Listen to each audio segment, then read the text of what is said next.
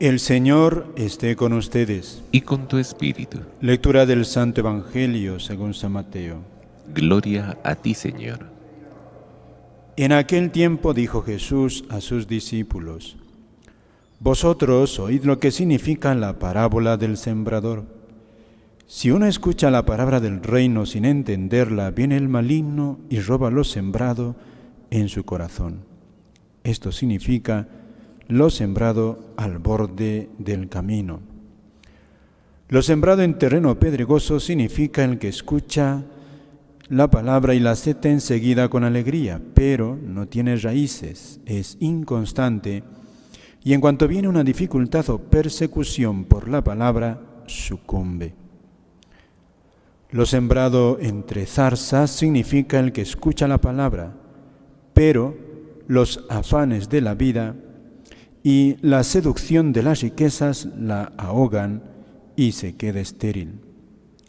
Lo sembrado en tierra buena significa el que escucha la palabra y la entiende. Ese dará fruto y producirá 160 o 30 por uno. Palabra del Señor. Gloria a ti, Señor Jesús. Amados hermanos, en nuestro Señor Jesucristo y en María Santísima, nuestra Madre. Toda esta semana la Iglesia nos ha hecho repasar parte a parte la parábola del sembrador. Y hoy día llegamos a la explicación de esta parábola.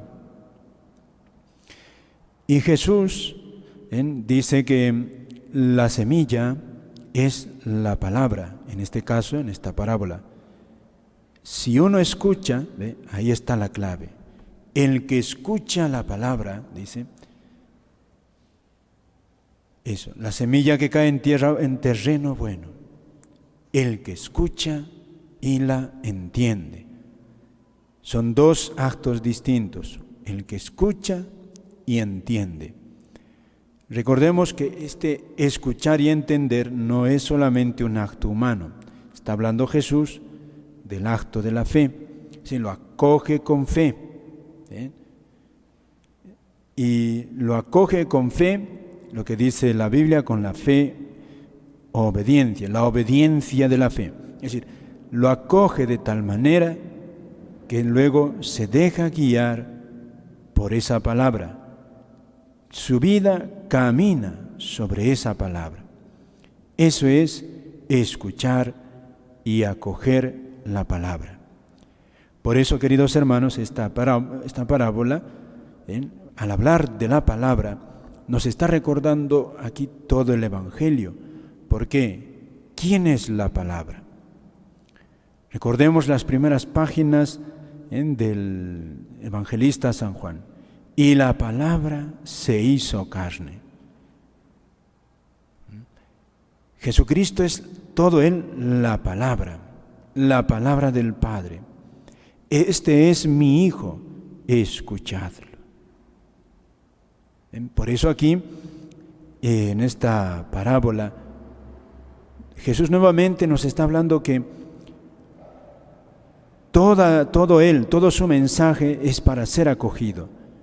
No, cuando habla aquí no solamente de su palabra, no solamente es de los mandamientos que nos da, de las órdenes que nos da, sino de todo su mensaje. Es todo Él, todo Jesús. Y cuando tenemos que acoger su palabra, la palabra que es a Él, Jesús aquí nos explica qué es lo que impide, la raíz de esos, por qué hay una especie como de sordera en el corazón del hombre. ¿Qué nos impide escucharla? Lo más común, queridos hermanos, es esta tentación que pone aquí Jesús. Lo sembrado entre zarzas significa el que escucha la palabra, pero los afanes de la vida y la seducción de las riquezas la ahogan y se queda estéril. Este sembrado entre zarzas, decía nuestro padre Molina, que es como la tentación más común de todos los hombres, de toda la humanidad. Es la más común. A todos, a todos nos atrapa como esta tentación, o por lo menos nos envuelve. ¿Por qué? Porque, ¿qué significa esto? Por la misma explicación de Jesús, dice, ¿qué significan las zarzas en la vida del cristiano? Las espinas, ¿qué son? Dice Jesús, los afanes de la vida, la seducción de las riquezas. Esos son las zarzas. ¿Qué son los afanes de la vida? Los afanes de la vida son aquellas necesidades comunes que tenemos. Son necesidades. Y de hecho el mismo Dios nos manda que la busquemos. Dios dice, recuerden por el apóstol San Pablo, el que no trabaja, que no coma.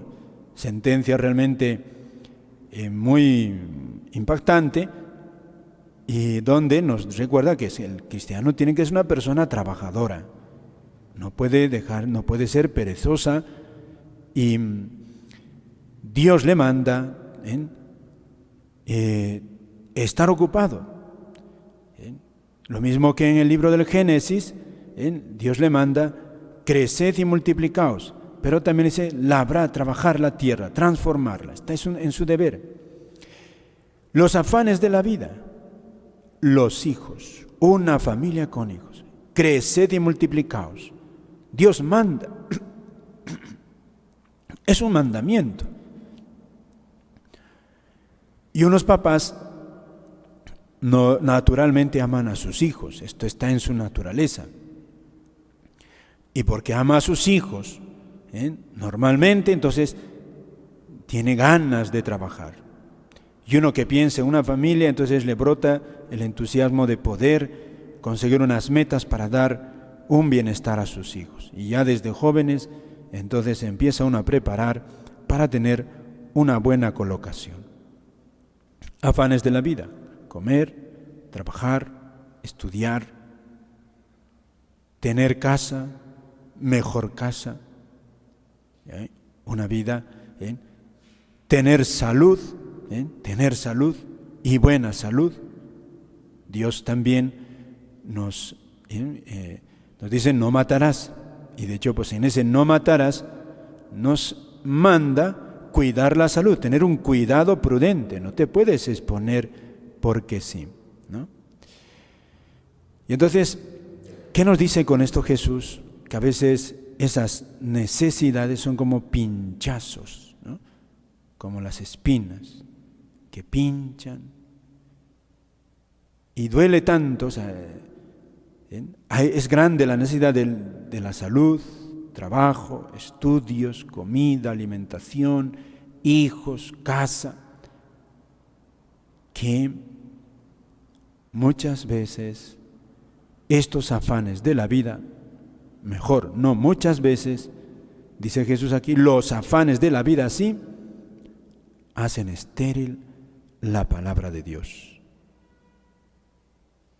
Eso es palabra de Jesús. Y luego dice la seducción de las riquezas.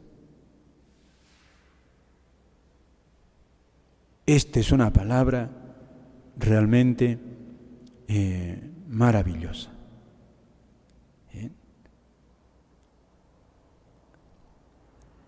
La seducción viene de una palabra griega que quiere decir aquí la apariencia falsa.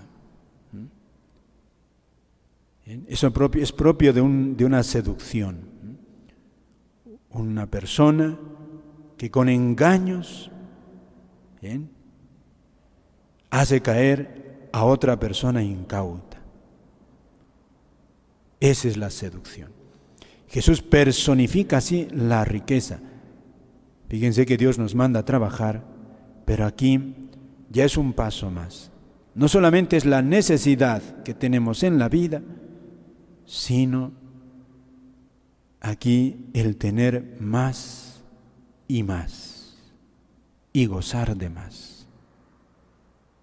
Y el ver que uno lo puede conseguir, entonces te atrapa, dice aquí Jesús, te seduce.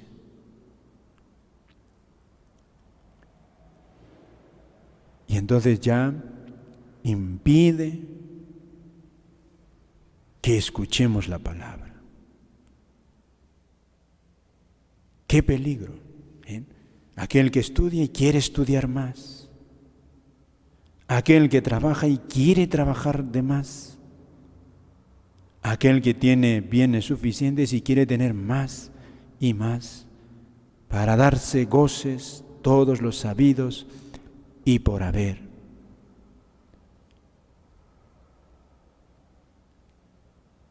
Aquí la riqueza, queridos hermanos, apunta a aquello que dice San Pablo. El dinero es el Dios de este mundo. Y el dinero así, y la riqueza aquí, no son solamente en cuanto a dinero, sino en cuanto a capacidad de bienes que podemos conseguir nosotros.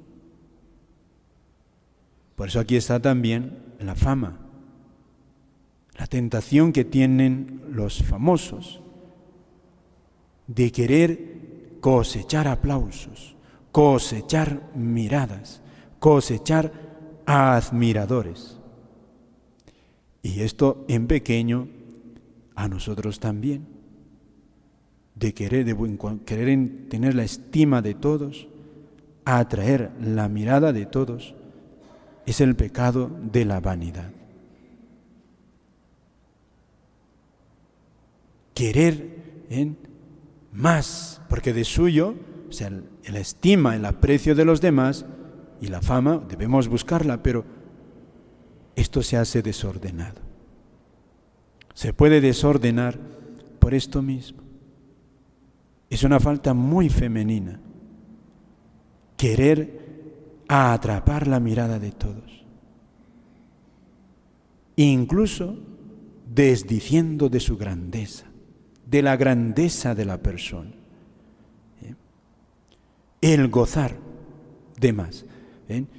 Y esto también, por ejemplo, más se da en el varón, el gozar de los bienes, por ejemplo, no en cuanto la apariencia, el gusto de ser vistos, sino de gozar.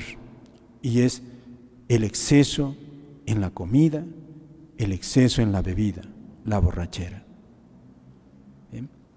Ahí está el exceso del gozo. Es un bien. El comer, el beber, hay que tenerlo, pero luego está como la tentación esta del comer, beber en exceso, gula, borrachera. Es esto. Y dice que estos efectos, y aquí precisamente en estas, como en la gula, en el exceso, ese exceso, ¿qué produce? Lo que dice aquí Jesús, ahoga la palabra y se queda estéril. Por ejemplo, es eso, cuando un hombre queda ebrio, pierde su dignidad, no razona, se hace una fiera y no escucha.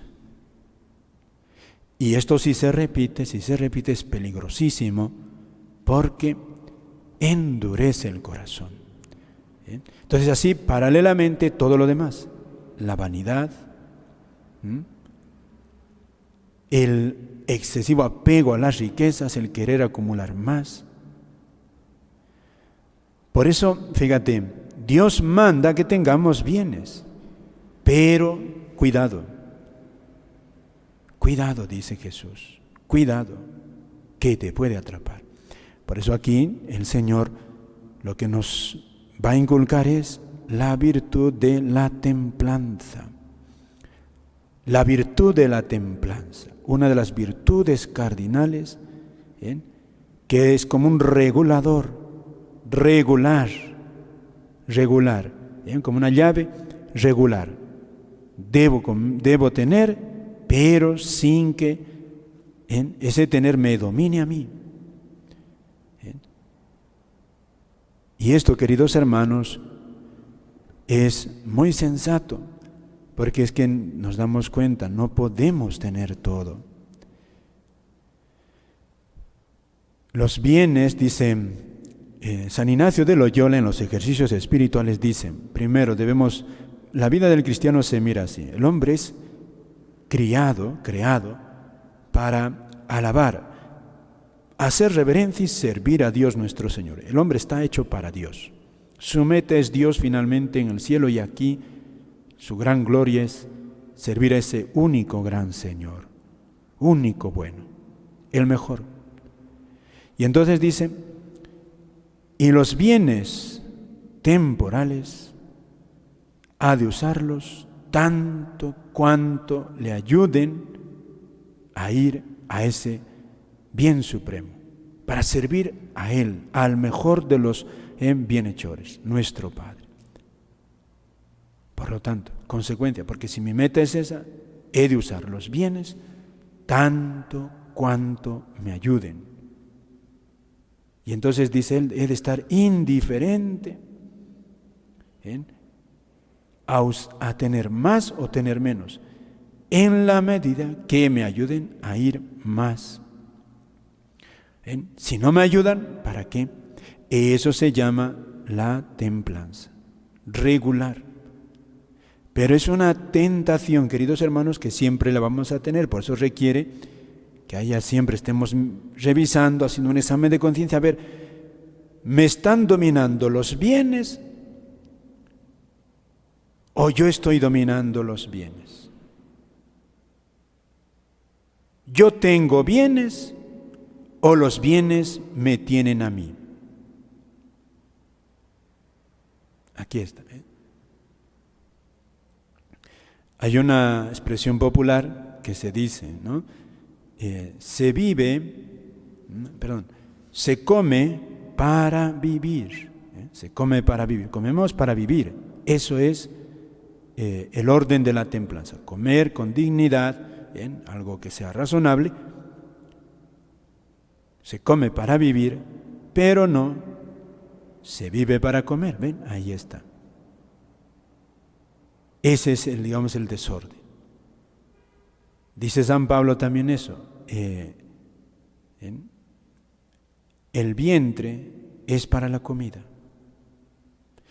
Y ahí encierra una expresión, dicen que es una expresión así muy maquillada, porque esa expresión lo utiliza a los corintios, que los corintios eran muy dados, en su época, eran muy dados a los placeres carnales. Y en eso les dice, cuidado, pero el cuerpo es para el Señor, dice. Cuidado, el vientre no solo es para la comida, cuidado, dice. No solamente somos para la comida. Entonces, con esa expresión dice, cuidado, no debe dominar en el hombre la lujuria, eso no. Porque su cuerpo no es para eso, no es solo para eso, que tiene que vivirlo sanamente en el matrimonio. Eso el cuerpo está dado para Dios, para Dios. Pero aquí está, por eso esta como terrible atracción, seducción pone, que cuántos caen. Aquí hay una debilidad, queridos hermanos, que Jesús palpa. Y esto precisamente requiere de nosotros lucha, requiere lucha cotidiana. Por eso requiere la virtud de la templanza, requiere entrenarnos en el espíritu de sacrificio. Por un bien mayor hay que sacrificar un bien menor. Fíjense, ahora, en este tiempo, nos están obligando prácticamente a vivir la templanza de una manera fortísima, ¿no? Fortísima. Pues uno no puede salir ni a pasear, ni a divertirse, ni reunirse, ni hacer cosas así que te puedan agradar. No puedes ni salir a comer en un sitio como antes salías a comer, incluso a beber. Bueno, en cierta manera algunos está bueno, ¿no? Pero fíjate que es eso. Estamos privados hasta de salir a pasear a un parque. Eso es un gusto, no es malo, está bien. Pero ven, ¿cómo? Aquí va el razonamiento. Hay un bien mayor, la salud. Y por obtener ese bien nos privamos de otros bienes. Pasear, caminar, comer, incluso así en sitios así tan agradables como los que hay por ahí. Y es eso. Por eso pidámosle al Señor contemplarlo siempre, siempre a Él. Aquí está la fuente del amor, que ni se acaba con la muerte. No se acaba con la muerte. Entro en la vida, dijo Santa Teresita, cuando estaba para morir. Pidámosle al Señor ese amor. Amén.